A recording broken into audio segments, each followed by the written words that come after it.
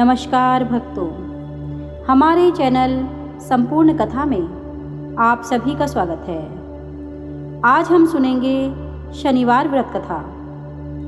सर्वप्रथम शरीर की शुद्धि हेतु अंजलि में जल लेकर ऐसा कहें, हे अंजलि जल, आप गंगा जल बन जाएं तथा मेरे तन को पवित्र करें और फिर उसे अपने ऊपर छिड़क लें। इसके बाद गणेश जी का सुमिरन करें और उन्हें प्रणाम करें। बाद में हथेली में पान, सुपारी, अक्षत, तिल, गंगाजल द्रव्य और फूल, बेलपत्र और चंदन लेकर इस प्रकार उच्चारण करें, हे शनिदेव, मैं कलयुगवासी हूँ।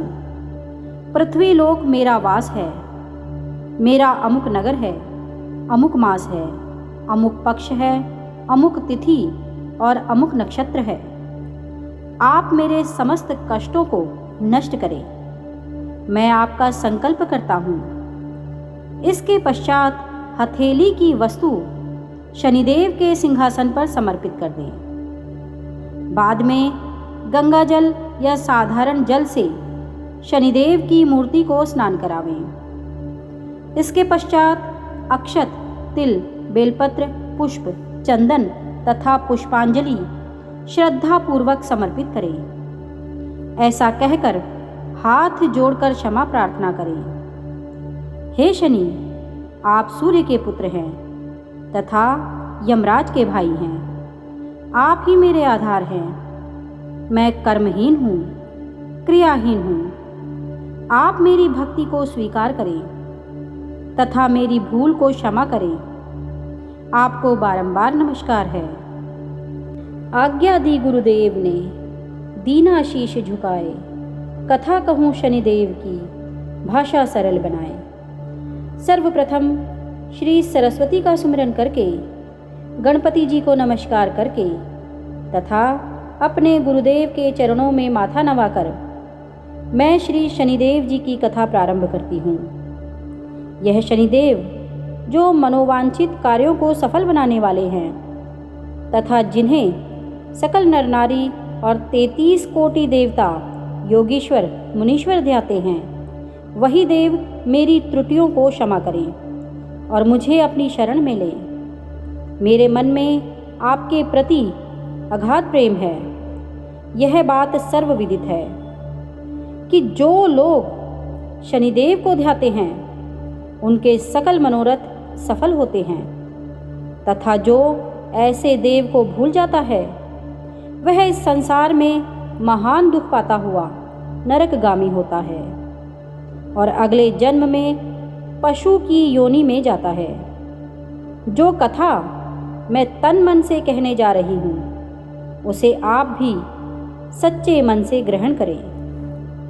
एक बार संसार में चहुं ओर पूजे जाने वाले नवग्रह एक स्थान पर एकत्र हुए, परस्पर विविध प्रकार से वार्तालाप करने लगे। जब बात घूमती हुई उस स्थान पर आ पहुंची कि हम 9 ग्रहों में से सबसे बड़ा और सर्वाधिक पूजनीय कौन देव है, तो प्रत्येक ग्रह देवता स्वयं को बड़ा कहने लगे। इस बात पर जब बहुत देर तक वाद विवाद होता रहा और कोई निर्णय नहीं हो सका, तो यह तय हुआ कि चलकर इंद्र से इसका निर्णय कराना चाहिए।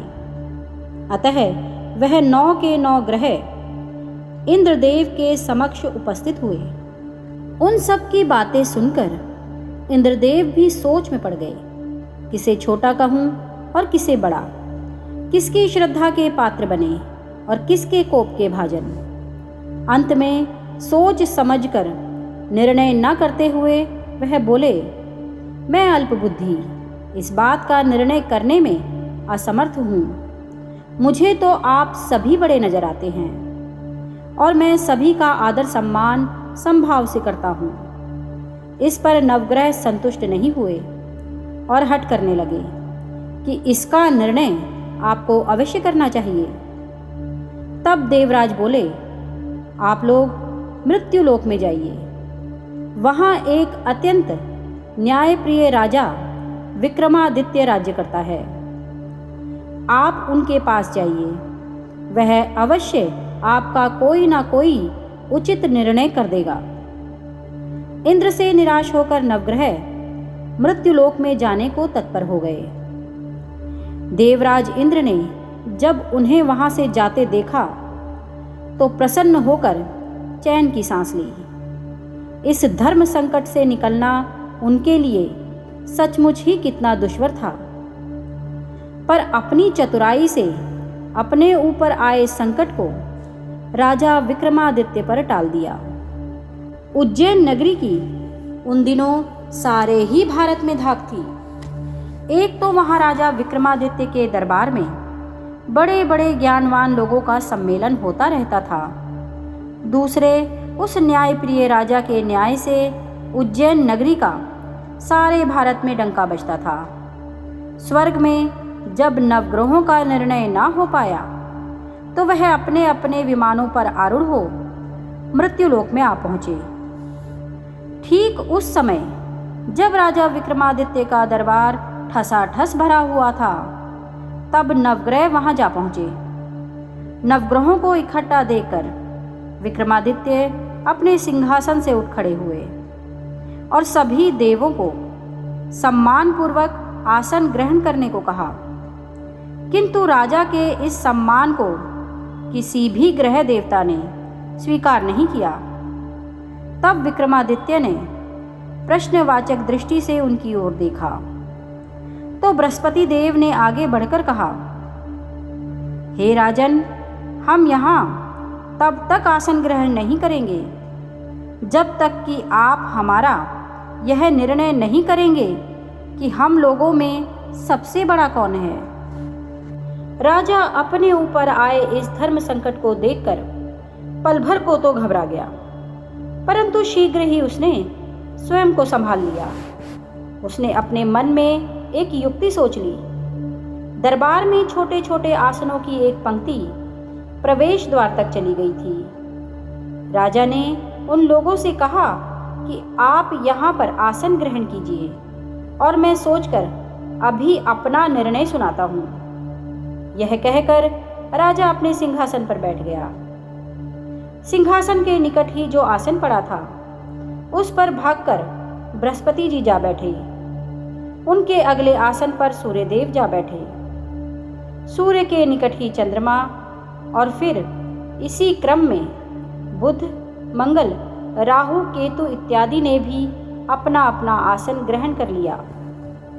पंक्ति में 8वें थे भार्गव, किंतु उन्हें भी संतोष था कि उनके बाद शनिश्चर बैठेंगे, किंतु आसन प्रवेश द्वार के समीप होने के कारण और सबसे अंत में होने के कारण शनिदेव उस पर नहीं बैठे।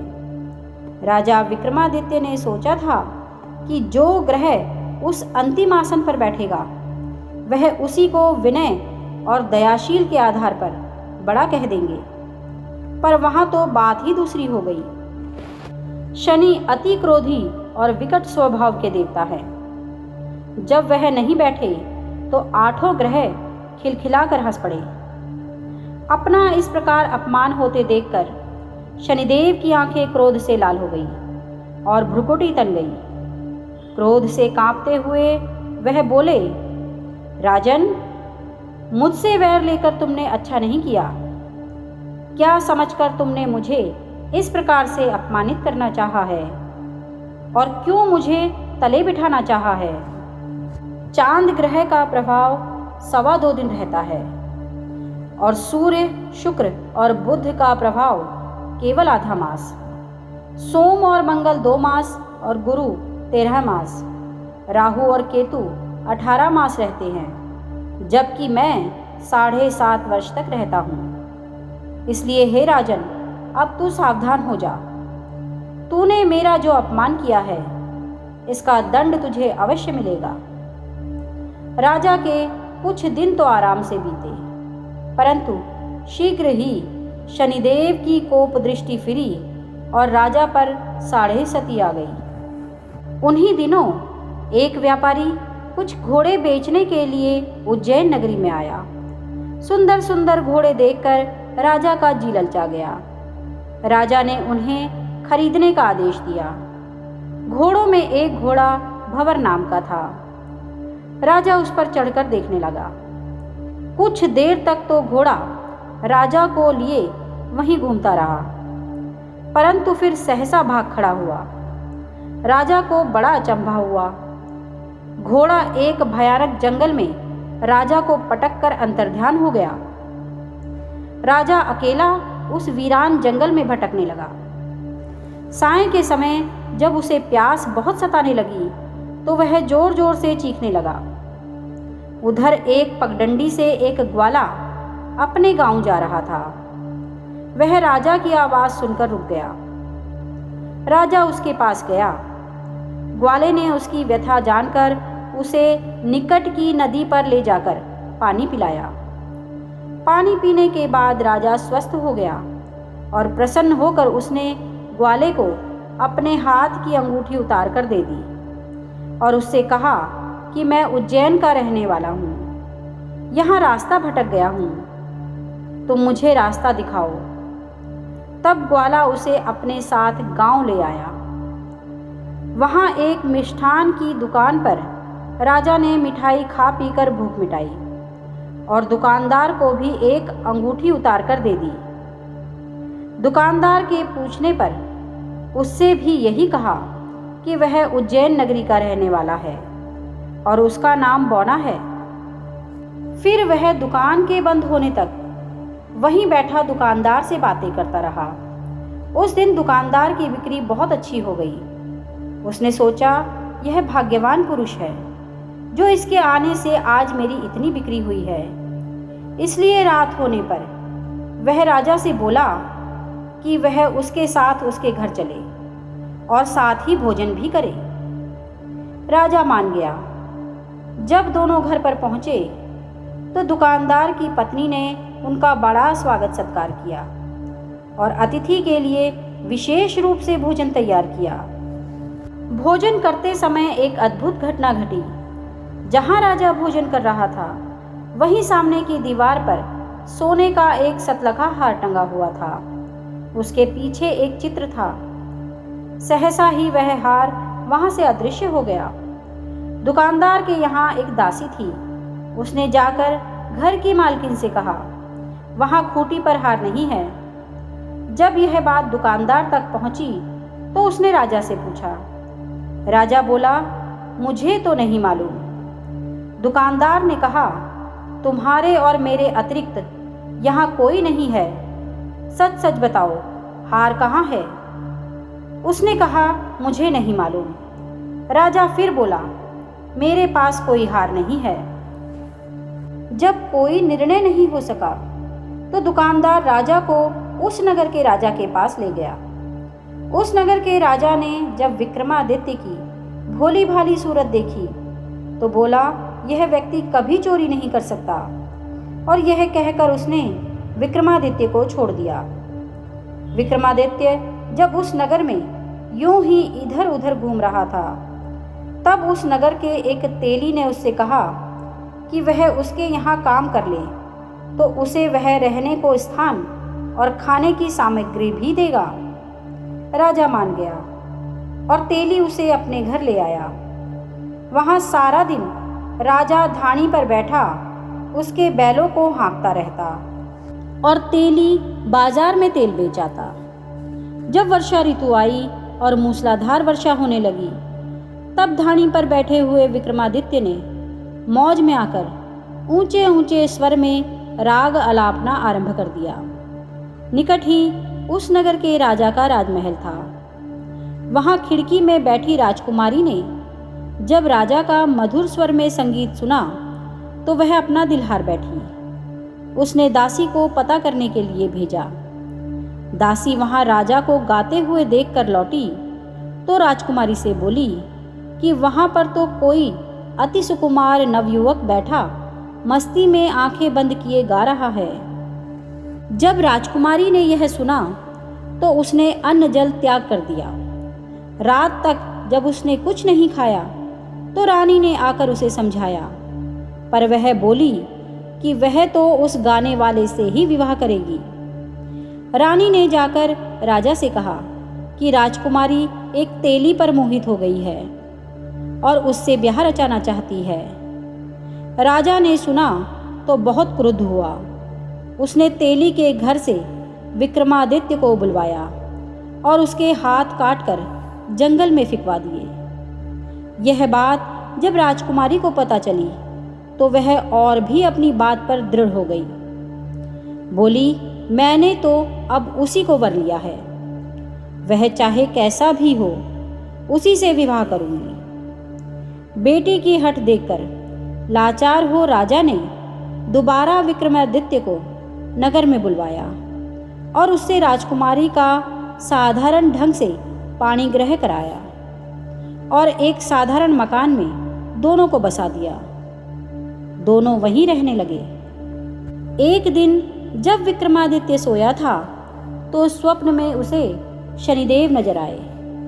विक्रमादित्य ने उनके सामने नमस्कार किया और क्षमा याचना की। शनिदेव ने उसे आशीर्वाद दिया और बोले, अब तुम्हारी 6.5 सती समाप्त हो गई है। राजा बोला, मुझसे जो गलती हुई उसके लिए मुझे क्षमा कर दीजिए। शनिदेव ने मुस्कुराकर उसे आशीर्वाद दिया और राजा के दोनों बाजू दोबारा निकल आए। राजा ने अपनी पत्नी राजकुमारी को रात को जगाया नहीं। वह रात को उसके गले में अपनी बाहें डालकर सो गया।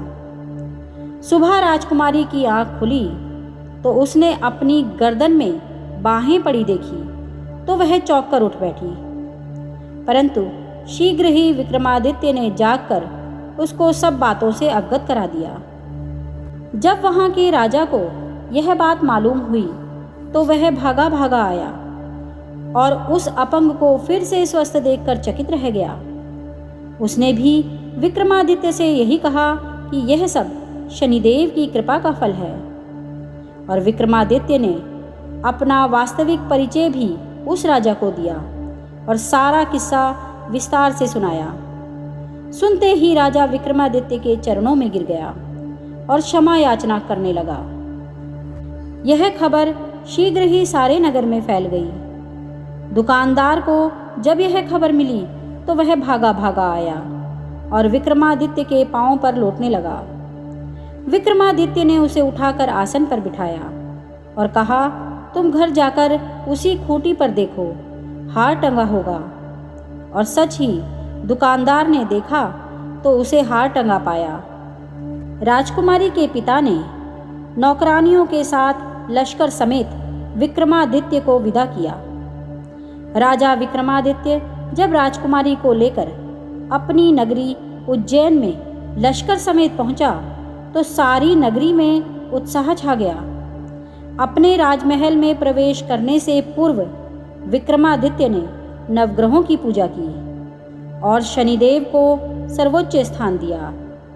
साथ ही उसने नगर भर में ढिंढोरा पिटवा दिया कि शनिदेव मनोवांछित फलों को देने वाले हैं और नवग्रहों में सर्वोच्च स्थान रखते हैं। इस प्रकार शनिदेव को मनाकर विक्रमादित्य ने अपने राज्य, यश और कीर्ति को प्राप्त कर लिया। बोलो श्री शनिदेव महाराज की जय। बोलो श्री नवग्रहों की जय। जैसी सुनी तैसी कही, इसमें झूठ न साज। विक्रम भूप इतिहास को सजनों देखो बाज। सुने सुनावे शनि कथा, गावे जो चितलाए। सत्य वचन है संत का, वाको संकट जाए। तो भक्तों, आप सभी पर श्री शनिदेव की शुभ कृपा बनी रहे और आप सभी का जीवन मंगलमय हो।